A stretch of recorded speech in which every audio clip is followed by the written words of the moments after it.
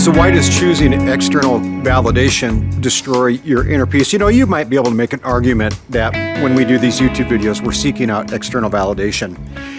I would argue that's probably not the case all of the time, because I will say things that are controversial that I know could bring some negative reaction back my way. So I'm not too worried about it. But if you choose external validation as your primary source of validation in your life, you're going to find that it's going to destroy your peace, because you're always going to be chasing it. You're always going to be searching for it. You know, we've talked about these protests that are going on as of recent, the No Kings protest, and a lot of what I'm finding when I observe them, and you watch the little clips, and you see these people challenged on their views, is they become very upset when they're challenged. When you point out, listen, we don't have a king, you're tipping in a windmill like Don Quixote, and we think you're looking at this completely wrong. And then they get completely upset. They call you a Nazi. They call you a right-wing nut. They call it, you know, all of these things, because their internal validation is so dependent on how they feel other people perceive them, when you're just merely pointing out some of the fallacies in their arguments. And that can happen. It goes both ways. Understand that. It goes both ways. And most of us who do this kind of thing, we understand that. And emotional reactions cause suffering. What does that even mean? Well, that ties into that internal validation piece we just talked about. That if your reactions are so overly emotional, it's going to cause a lot of damage in your life. So you get to a point where you just look at things more objectively and realistically, and you choose the things that you want to react to, and you choose the things you don't want to react to. I like to bring topics together and ideas together that I think are interesting, and I try to present them in a way that's relatively cohesive, other than maybe when I've had a little bit too much coffee. But that's beside the point. And then I present them to you guys. And then I encourage discussion down below there in the discussion section. Because like I've said in almost all of my videos, not all of this is going to resonate with everybody. You might look at, click on this video and be like, yeah, I don't like what that guy has to say. He annoys me. He doesn't get to the point. He's long-winded. He's rambling. It's of no interest to me. That's perfectly fine, because that's the way the world is. There's plenty of options out there for things that are of interest to each and every one of us. All right, so here's another kind of part to that there is an internal hidden power in stillness. So think about those times that you've been engaged, or you've been antagonized, or someone's been trying to quote unquote trigger you or troll you. Sometimes just having a little bit of stillness and taking a pause and gathering your thoughts can be profoundly impactful, right? Just like that. It makes you stop it, gets you centered. And that's the whole idea of inner peace, as it all ties into this concept of Stoicism. We've covered a lot of ground. And I try to do it again in a way that I think might be entertaining, informational, and maybe a combination of both. Detaching from outcomes.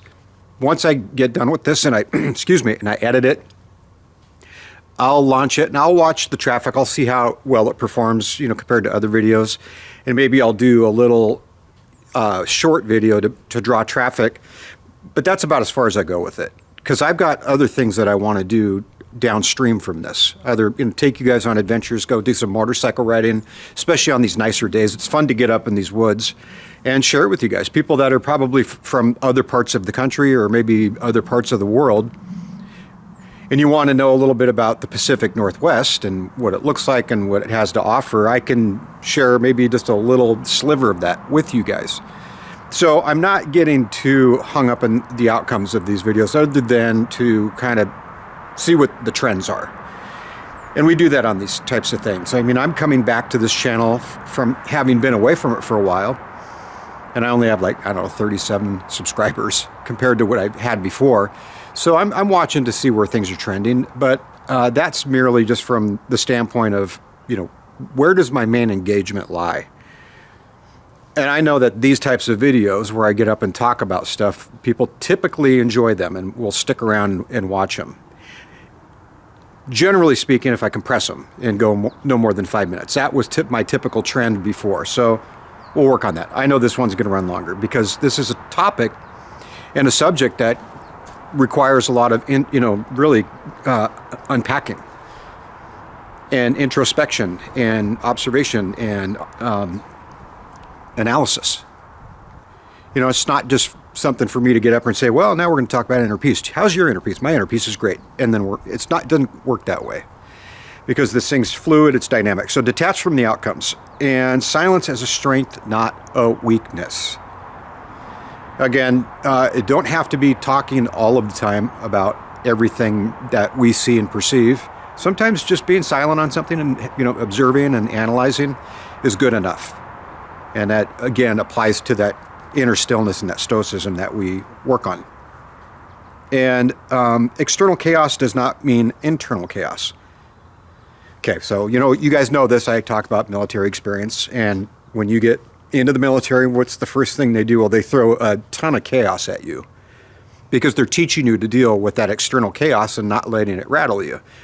Although it does rattle you because it's new and it's pretty consistent for the better part of 3 months. But it's training you to still your mind, to get that inner peace, to get that inner stillness so you can think clearly and you can function clearly in a wildly chaotic combat environment. There's all kinds of tie-ins with this. That just happens to be one of them. So external chaos does not mean internal chaos. And then calm over ego. Because it's really easy to get caught in this trap for sure. When you feel like you're being baited or when you feel like you're being triggered, it's easy to become reactive. And that's the ego, because the ego says, no, you should react to that person. You should give that thing attention, or you should give that person attention. And sometimes if you just step back and not give it attention, that's not a bad thing.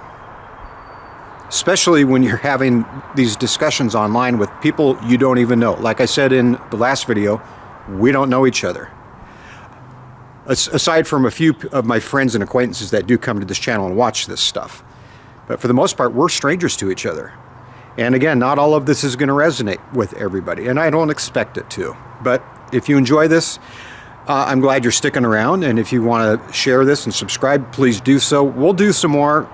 This is going to tie up this whole Stoicism series, and then I've got lots of other stuff that is kind of spinning around my head. I'll probably do some more painting stuff just to share that with you guys because it's an interest of mine. And I know there are people out there that's probably going to appeal to, but we'll see. So thanks for staying with me. Thanks for tagging along. Thanks for enduring these videos. We'll talk more. I'll see you guys soon. Looks like the weather's getting nice, so I'm ready to get outside and have some adventures with you guys. We'll see you later.